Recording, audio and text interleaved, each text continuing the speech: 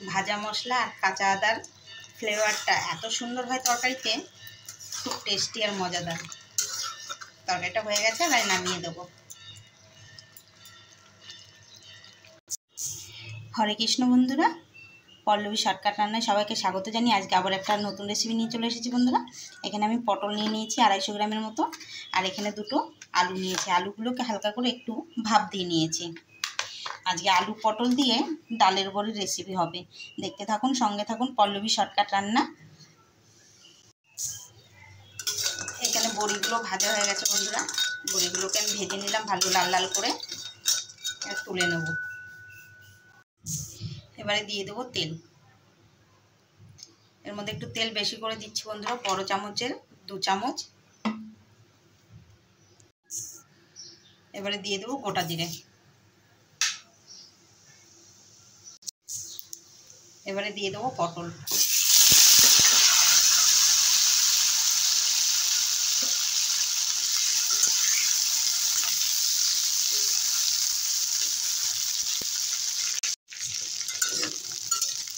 পটলগুলো হালকা করে ভেজে নিলাম। এরপরে দিয়ে দেবো আলু।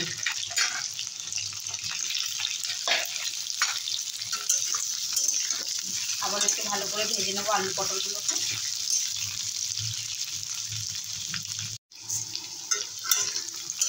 দেখুন আলু পটলটাকে একটু ভেজে নিয়েছি ভালো করে।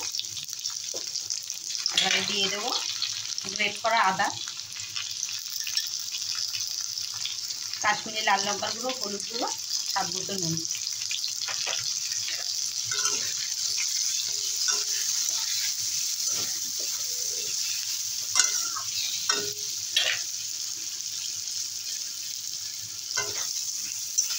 ভালো করে একটু নেড়ে চেড়ে কষে নেব।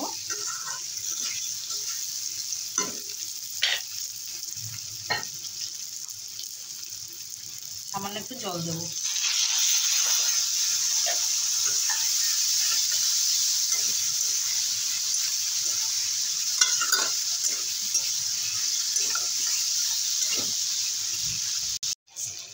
এবারে দিয়ে দেবো ছোট একটা টমেটো কুচি।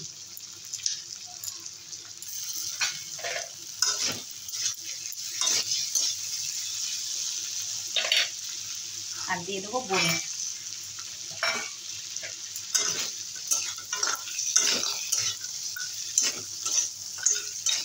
1 মিনিটের মতো কষিয়ে নেব। 1 থেকে 1.5 মিনিটের মতো ভালো করে নেড়ে চেড়ে কষিয়ে নিয়ে এবারে দিয়ে দেবো ঝোল।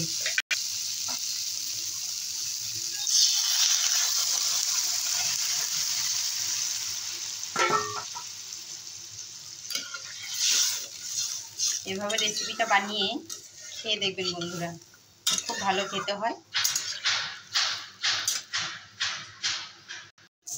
এবারে 5 মিনিটের জন্য ঢাকা দিয়ে দেবো, লো টু ফ্লেমে করে দেবো। 5 মিনিট হয়ে গেছে।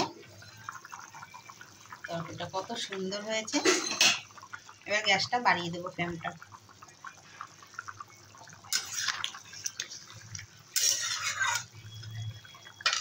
এবারে দিয়ে দেবো কাঁচা লঙ্কা।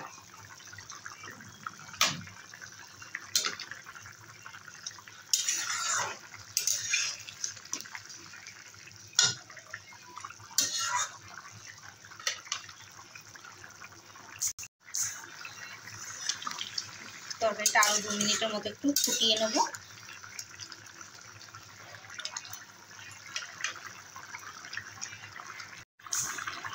সামান্য একটু চিনি দেব।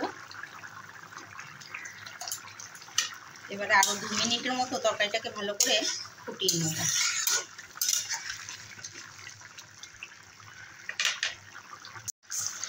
তরকারিটা হয়ে এসেছে। দিয়ে দেবো এবার ভাজা মশলা, জিরে আর ধনে ভাজা গুঁড়ো মশলা। আর দেবো সামান্য একটু কাঁচা আদা।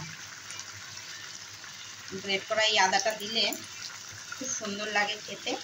আর দেবো 3টে কাঁচা লঙ্কা আর ছোট একটা টমেটো কুচি। এইভাবে এই রেসিপিটা একবার বানিয়ে খেয়ে দেখবেন বন্ধুরা।